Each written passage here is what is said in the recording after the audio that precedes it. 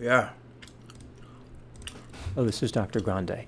Today I will analyze the case of Jeju Air Flight 2216.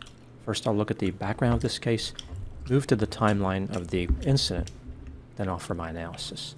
This case involves an aircraft crash in South Korea. The aircraft involved was a Boeing 737-800. This design is part of the 737 Next Generation series, sometimes simply referred to as NG. This is the third generation of the 737, but for some reason they didn't name it third generation. They went with Next Generation. The series includes 5 variants: the 737-600, 700, 800, 900, and 900 extended range. The first NG flew in 1997. The 737-800 is the best-selling version. There are over 4,300 of this model in service around the world. In 2019, the NG series was discontinued. 3 years earlier, in 2016, the first Boeing 737 MAX took to the air, which is the 4th generation 737. The 737-800 involved in this case was manufactured in 2009 and delivered to Ryanair. In 2017, it was transferred to Jeju Air. Now moving to the timeline of the incident. On December 8, 2024, Jeju Air resumed service to Muan International Airport in South Korea after the COVID-19 pandemic disrupted operations. 21 days later, on December 29, 2024, a Boeing 737-800 operating as Jeju Air Flight 2216 departed from Suvarnabhumi Airport near Bangkok, Thailand at 2:28 a.m. 181 people were on board, 175 were passengers, 6 were crew members. The majority of the passengers were returning from a trip arranged by a travel agency. They had spent 5 days in Bangkok as part of a Christmas tour. After what seemed to be a normal flight, the aircraft was preparing to land at Muan International Airport. This airport has a single runway, which is just under 9,200 feet long. Most runways can be used in both directions and have separate designations for each direction. The designations for this runway are 01 and 19. Flight 2216 was planning to land on runway 01. Their approach started at 8:54 a.m. At 8:57 a.m., air traffic controllers warned the flight crew that there was a risk of a bird strike. This airport is notorious for bird strikes, the worst airport in South Korea for this phenomenon, with 1 out of every 1,000 flights being affected.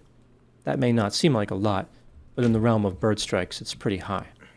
At 8:58 a.m., a minute after the warning, the flight crew declared an emergency. It appears as though the number 2 engine, that is the engine to the right of the captain looking forward, was damaged by a bird strike. The aircraft executed a go-around maneuver and at 9:01 a.m. was cleared to land on runway 19. So they were going to land on the same runway going in the opposite direction. The flight crew attempted to land at 9:03 a.m. The aircraft could be seen coming in faster than expected, and the flaps were not in the landing position. In addition, the landing gear was retracted, so this was a belly landing. The aircraft made contact with the runway about 4,000 feet from the beginning. Again, the runway was just under 9,200 feet long, so the aircraft had lost the use of almost half the runway. The aircraft skidded off the south end of the runway and slammed into a concrete wall about 460 feet beyond the runway. This is where the ILS array was mounted, the instrument landing system. After slamming into the wall, the aircraft burst into flames. 179 of the 181 people on board were killed. Bodies were found as far as 600 feet from the wreckage. The 2 survivors, 179 of the 181 people on board were killed. Bodies were found as far as 600 feet from the wreckage. The 2 survivors were flight attendants. They had been in the... Bro, 2 flight attendants survived. Only 2 people. And how many people died? 181. On December 29th, the Jeju Air Flight 2216 disaster. Wreckage. The 2 survivors were both flight attendants. They had been in the back of the aircraft in their jump seats. One was male and one was female. One of the survivors reported that one of the engines started smoking after a suspected bird strike before exploding. Both the flight data recorder and the cockpit voice recorder were recovered from the aircraft. At the time I'm making this video, the cause of the crash remains a mystery. However, it is very likely investigators will eventually figure out what led to this tragedy. Now moving to my analysis. There are a few elements in this crash that don't make sense. The primary mystery is this: why didn't the flight crew take their time before attempting to land? Presumably, the bird strike damaged the number 2 engine, so that engine was not producing power. They still had the number 1 engine, which would have been sufficient to operate all the systems. The flight crew could have done everything they needed to do with that remaining engine. For instance, deploy the landing gear and put the flaps in the correct position for landing. Furthermore, they could have activated the auxiliary power unit.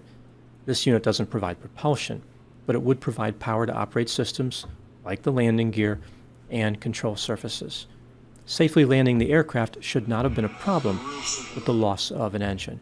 When the bird strike occurred, the flight crew had 2 choices: immediately land the aircraft with the 1 operating engine, or abort the landing and, essentially, fly in a circle while preparing the aircraft for landing with 1 engine. This would give them time to go through all the checklist items for this procedure. Instead of immediately landing, or taking a long time to prepare, the aircraft just went around to the other end of the runway and attempted a very dangerous landing. No landing gear, the flaps were not in the right position. It just makes no sense. They would have been better off attempting to land immediately rather than executing this maneuver. What happened here? Why would they make this decision? There are a few possibilities. Let's take a look at 3 of the theories Pilot error. in this case. In this case, most likely. Theory number 1 is that the bird strike somehow took out both engines. So, You know, if you guys didn't know, real quick, this, because I am filming a YouTube video, I do want to keep you guys entertained. But look, in case you didn't know, a bird strike did actually take down a airplane before. See, I ain't gonna lie. Like, I'm into this shit, man. Like, I know it's a very tragic and RIP to those passengers, but I'm the type of guy, I'm into plane crashes. So in case you don't know, there's been already a plane crash from a bird strike. Hold on, let me try to find it real quick. Bird strike in New York. I think this was like what? Like, it's not me being weird. Like, a lot of people think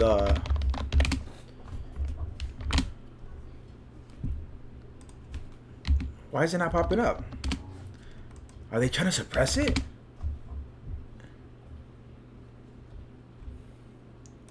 Oh, let me just search up Hudson.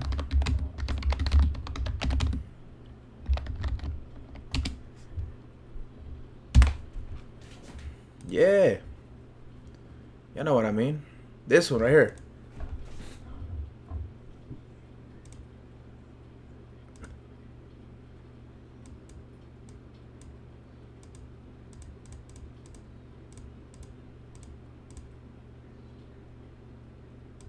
It literally. This right here. This happened. Yep, this happened.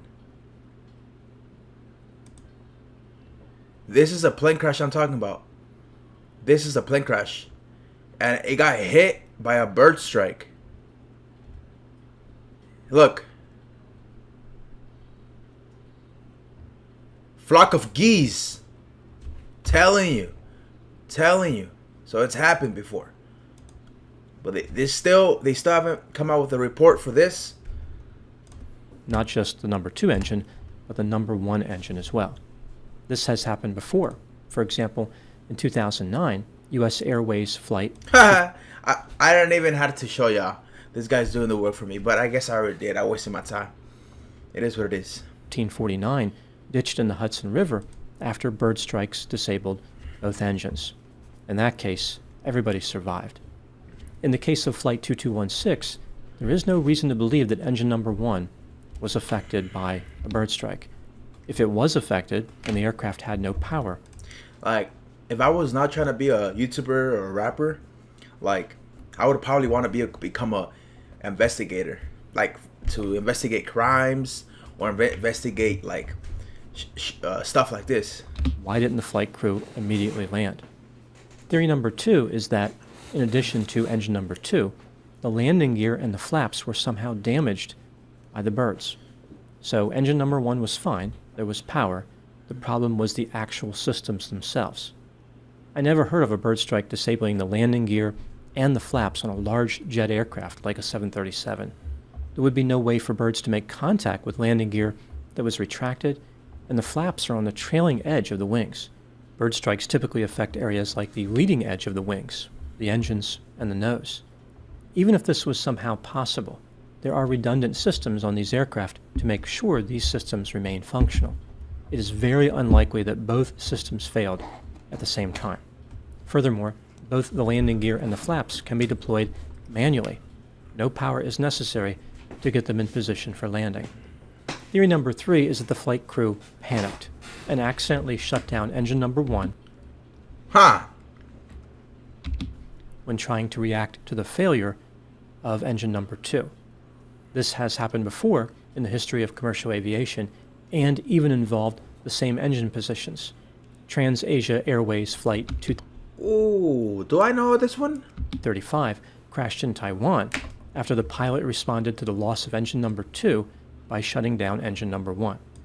Making the same Let me see. Hold on. Which one is this? Trans-Asia Airways Flight 235 Hold on. I think I may know this one.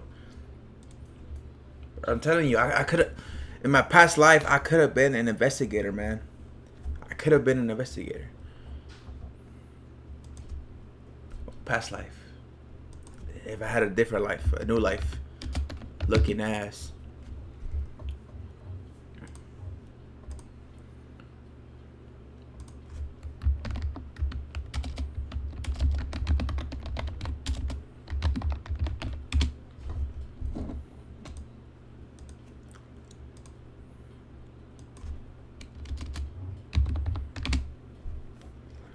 Damn. Oh yeah, this is a famous one. The one that I think I seen this one. That's crazy. Damn.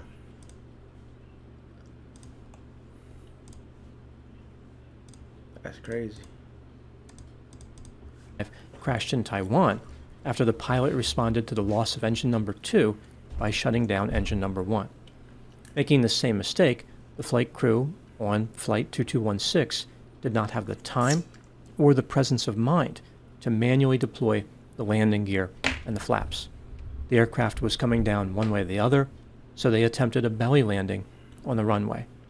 Another version of this theory is the flight crew panicked and simply forgot to deploy the landing gear and the flaps, like they were just so worried That's probably the most likely. about getting on the ground, they immediately attempted the landing.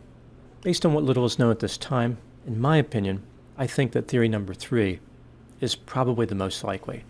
The version of this theory where the flight crew shut down engine number 1 is more likely than them forgetting to deploy the landing gear and the flaps. But either way, panic was the major We'll find out. contributor to the tragedy. About 75% of all commercial aviation crashes are due, at least in part, Pilot error. to human error. The bird strike created an emergency which could have been managed successfully. Unfortunately, the pilots panicked and were unable to execute the correct procedures to land safely. Again, this is just my opinion. The investigation could find something completely different. Maybe something happened which is not covered by any of the 3 theories. Perhaps a fire broke out and the flight crew could not see or breathe, or some other problem pressured them to land quickly. No matter what the cause of the collision was, one definite problem in this case was that concrete wall being so close to the end of the runway. If that wall had not been there, I think it's likely that no one would have been killed in this crash. The aircraft would have had enough distance to come to a stop on its own. Now moving to my final thoughts. Fatal crashes in commercial aviation are exceedingly rare, but each one has a major impact on the way people think about flying. About 20% of people are afraid of flying, and crashes like this do not reduce that level of fear. Statistically, flying on a commercial airliner is exceptionally safe. When considering the overall risk, we can look at the U.S. air travel data from 2002 to 2022. Here we see there were an average of 33 injuries per year. When looking at motor vehicles on U.S. highways during the same time range, 2.3 million people per year were injured. So 33 versus 2.3 million. Driving for 12 minutes is riskier than taking a 6-hour flight. So the trip to the airport is almost certainly more dangerous than the flight itself. Another way to examine the safety record is to consider the number of fatalities compared to the number of aircraft boardings. That is the number of times a person gets on a plane. In the United States, from 2018 to 2022, there was 1 fatality for every 13.7 million boardings. Tragedies like Flight 2216 serve as a reminder that the exceptional safety record of commercial aviation has always depended on learning from mistakes. When the investigation is complete, no doubt there will be at least a few recommendations to enhance airline safety. Those are my thoughts on the case of Jeju Air. Alright, make sure you guys like the video. Peace out. Peace.